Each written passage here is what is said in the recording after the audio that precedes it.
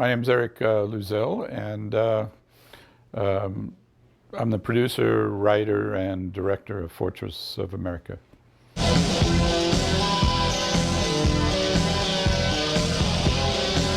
Well, I had finished up a women's prison film called Lust for Freedom. Back in that day, it was called Georgia County Lockup, and so I'd finished that film, and so I went to New York to pitch another project to Troma, because Troma's offices are in New York. So I went there to pitch this film, and I hadn't written it yet, but I just had a concept. So I went to their offices in New York, and I sat down with Lloyd Kaufman, who's the president of Troma, and Lloyd says, "Okay, tell me what you want to do." And I said, "Well, the storyline is a group of mercenaries in the Northwest, and they're going around killing people." And that was my pitch line. And Lloyd goes, "Great, go do it." And that was it. I mean, the meeting lasted like 5 minutes, and he said, "Go make the movie." And so I drove back from New York, because I bought a car there, and then I drove it home. And then when I got home, I started writing the script, and 3 days later I had a script, and then I started putting it together. Who are you?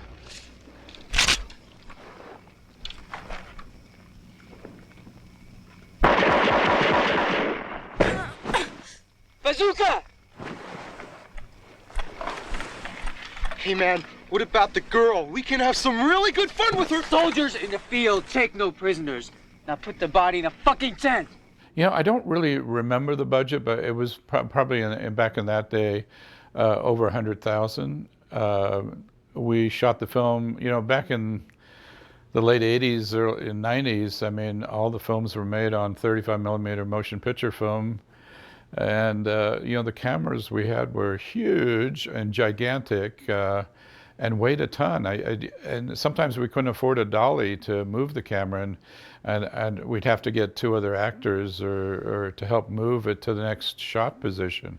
Because we had a 35 millimeter Mitchell BNC, which was a workhorse, but it took 4 people to move it to a new set of sticks to set up the next shot. So it was, I don't know how we did it. I really don't.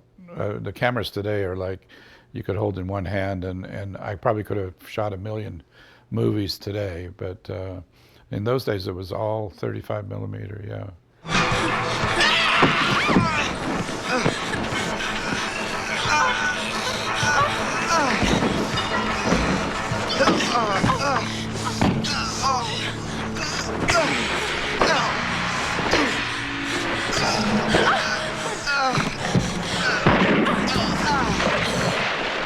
Fortress of Amerikka we shot on the western coastline of Washington State, which is part of the National Forest System there, and it's Cascade Mountains, and along the coast there's an area called the Hoh Rainforest, which the vegetation, if you ever get a chance to go there, it's one of maybe 3 or 4 forests that are in a temperate climate, in an area that gets really cold in the wintertime, but this one area is temperate all year, and the rainfall there is like over 100 inches a year, and the vegetation is just gigantic and huge. I remember we were filming in the beach areas on the beach, and in the forests and stuff, and by the end of the day, I really don't know how we made it back to the hotel at night. Whoever was left standing drove the motorhome back to the hotel. And I don't know how we got back to the motel sometimes. I don't know. Hey, Jack Broadley. How you doing, see you. Long time no see. Where's Elizabeth? Oh, she's up at the campsite. This here's Leslie. Oh, pleased to meet you, man. Oh, by the way, if you see anything suspicious up in the hills, you give me a call. Like what? Well, I don't want to alarm you, but we have some mercenaries, soldiers of fortune, what have you, up there playing war games. On this particular film, I did have to trim it. I had to change it in mid-flight. We had actually filmed a week with one of the lead actors, and Troma wanted me to get an extra $1 million insurance policy for in case we had any accidents. Normally you have like $1 million policy. They wanted 2 million. And one of the guys the lead actually, he was coming up with a scheme to have an injury so he could collect on the insurance. So I called Troma up after we had filmed with him for like 4 or 5 days, and they said fire him. And I had to I had to change the script around a little bit to accommodate a new lead, so to speak, and we had to not refilm all the scenes, but we changed the dialogue in a little bit to make it work. We kept the other guy in the film in just a short section on the beach, and but I was forced to change leads after a week of filming, which was kind of like, Death to all traitors of Fortress of America. For the pinnacles of justice and freedom will reign supreme. Now the death of our English comrade, Robert Williams, will serve as a reminder that no traitor will be tolerated. A lot of groups that were starting out were small in those days. They wanted their music and just to get it out there. Yeah, I mean, English Eyes, I wasn't familiar with them at all back in the day, and you know, hey, you want to be in our film? And that's how it worked. I mean, we actually in those days, because I was coming off of college mostly, out of UCLA Film School, and a lot of times the films we made in those days, we would actually get the LA Times and the calendar section, and we would try and see who was in town that we could approach. Hey, you want to be in a movie? Or, you know, and that's how we did some of our films. We just went around talking to people. You know. Let's get that scum off my property. Let's get that in. Get him.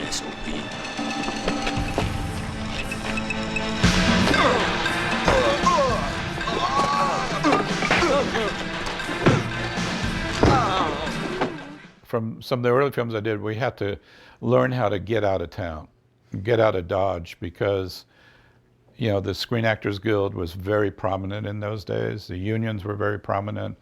Everything was strict, and when you get a permit in LA for filming, that information is open to the public the day before, so they know where you're filming. So if you're filming in LA and you're doing an independent film with actors that are in the union but just want to get a gig, get exposure, you have to like get out of town to film, because the SAG or Screen Actors Guild won't follow you. Otherwise, they show up on the set, and the first thing a union representative will do is talk to someone on the crew, and the crew member will tell them everything about the film, who's in it, who the actors are. Yeah, it was just so I decided to shoot all my films basically out of town. So I ended up making about 7 films in Yuma, Arizona. I had the key to.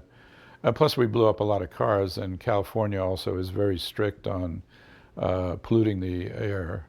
And California, you blow up a car, you got to take all the plastic off a car. You know, it's very strict in California. So we moved to Yuma, Arizona. They don't care about the air in Arizona. They don't care. You can pollute as much as you want to blow up. How many cars? Blow up 50 more. They love it. And in fact, Rambo, we were actually filming a scene for this film, for Fortress of Amerikka. We were filming there, we were blowing up a car and some tents. And all of a sudden we heard these big explosions and stuff in the distance, and turns out it was Rambo 2 being filmed. Except they had bigger explosives than we did, so.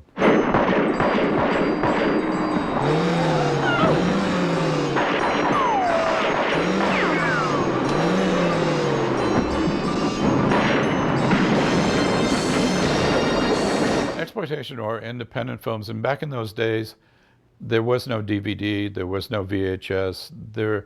Cable was just beginning. There was like On TV in Chicago, New York, and they were just about to start a cable system in LA.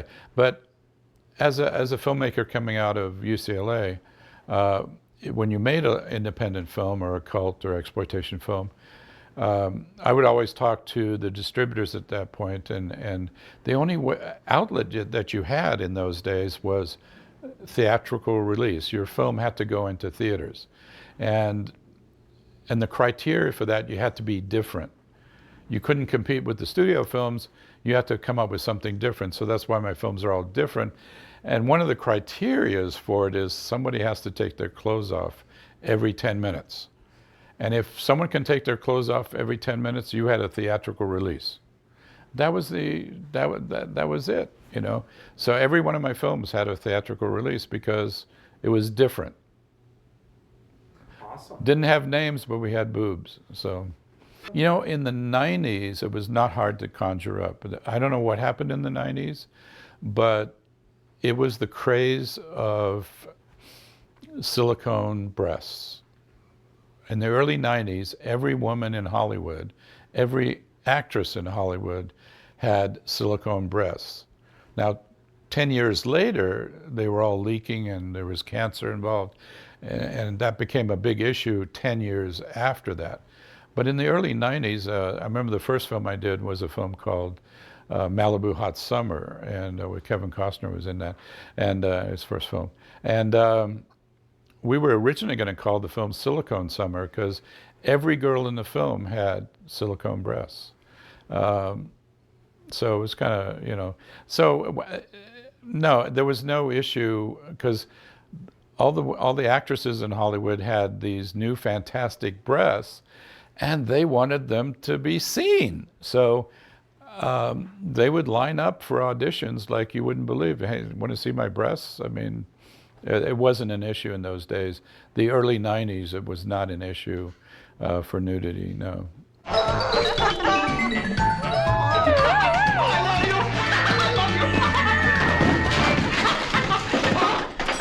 going on? Huh? What are you, fucking crazy? What's he talking about? Move it! Hurry up! I'm coming, I'm coming! You know, the biggest obstacle was being able to afford to buy film for the camera. But in those days, they had a number of companies that, you know, a studio film would have leftover footage. You know, they had leftover film, and they would sell it to another company who would then sell it to us. And we would just piece together, instead of having a roll of film in the camera that ran for 10 minutes, it would only run for 3 minutes. But we could buy the film stock for 10 cents a foot versus $1 a foot. So we were able to make films. So it was cheaper, yeah. Take it. Take it. Come on. Do it. You don't have to... Cut!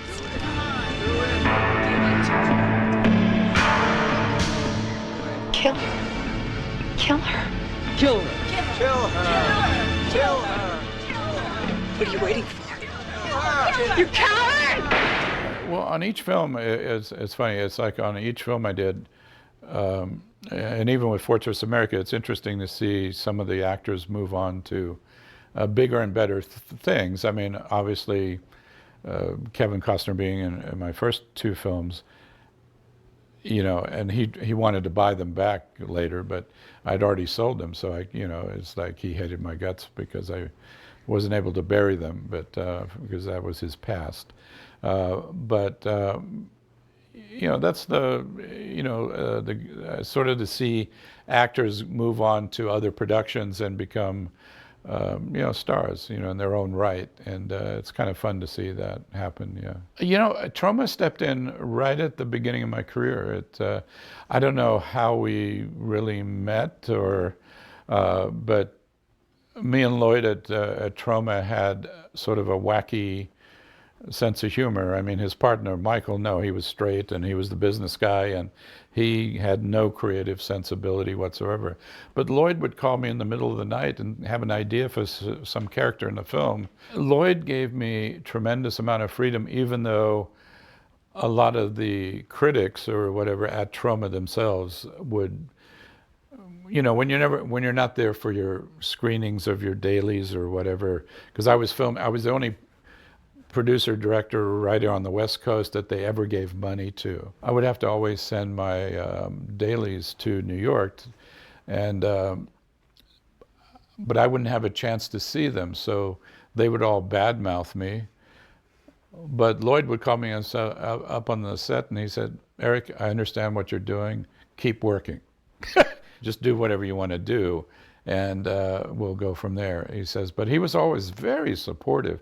I came up with the Fortress of America title, but Lloyd came up with the, let's put 3 Ks in it, which was brilliant. That was such a brilliant idea.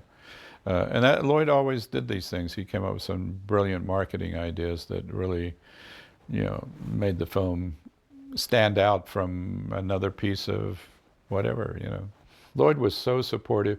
Well, I did 7 films for them. So, we had a great time, really a great time. Great era, yeah. Got a problem, pal? I've been hit. Oh my God, help me. Here, let me help you, son of a bitch.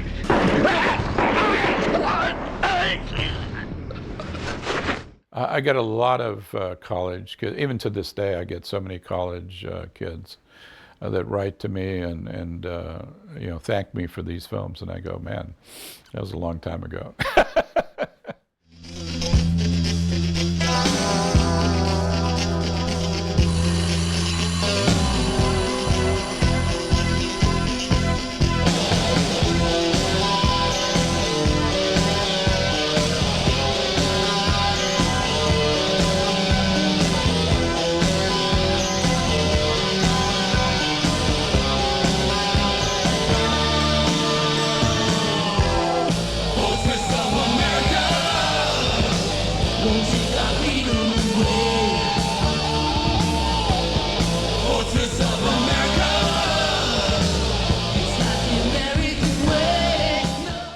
Head to TalkinTroma.com for more Troma history, also available wherever you listen.